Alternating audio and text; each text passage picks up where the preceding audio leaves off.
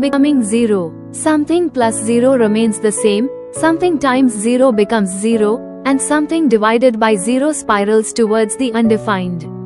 These simple mathematical truths hide a profound spiritual metaphor. Zero, that symbol of nothing, holds up a mirror to the cosmos and our inner selves. In the spiritual lexicon of India, zero is Shunya, emptiness, often equated with Shiv, the divine embodiment of nothingness. Mathematically, zero is both humble and extraordinary.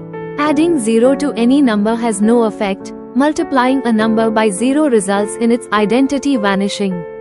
Try to divide by zero, and mathematics breaks down, hinting at infinity. These operations serve as metaphors for the spiritual journey. Ancient Indian mathematicians recognized zero as a number, calling it Shunya, void or nothing. This concept revolutionized mathematics and paved the way for modern science. Beyond its practical use, zero is profoundly paradoxical. It represents nothing, yet it makes everything possible. Without zero, we could not express vast numbers or have a placeholder for value. Similarly, without emptiness of space, form could not manifest. The symbol for zero, a circle, has no beginning or end, hinting at infinity and the wholeness of existence.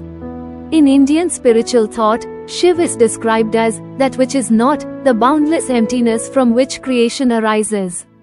This phrase denotes the ultimate reality as a formless essence beyond name and form. Shiv's very being is like a cosmic zero, the silent, unchanging backdrop behind drama of life.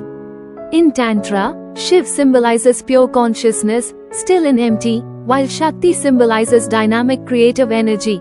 Their union shows that emptiness and form are two sides of one divine reality.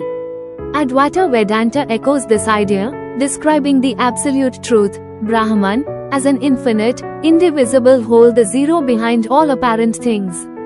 Adding zero to oneself, adopting spirituality superficially, leaves the ego unchanged. One remains, something, separate. Multiplying by zero, complete surrender, dissolves the ego into a state of divine emptiness.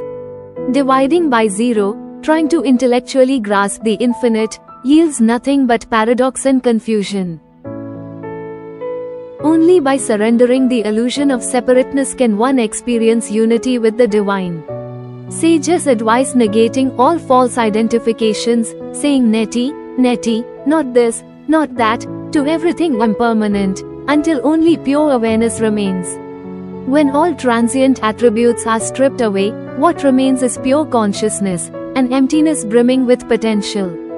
Meditators who touch this inner void report a state of blissful stillness.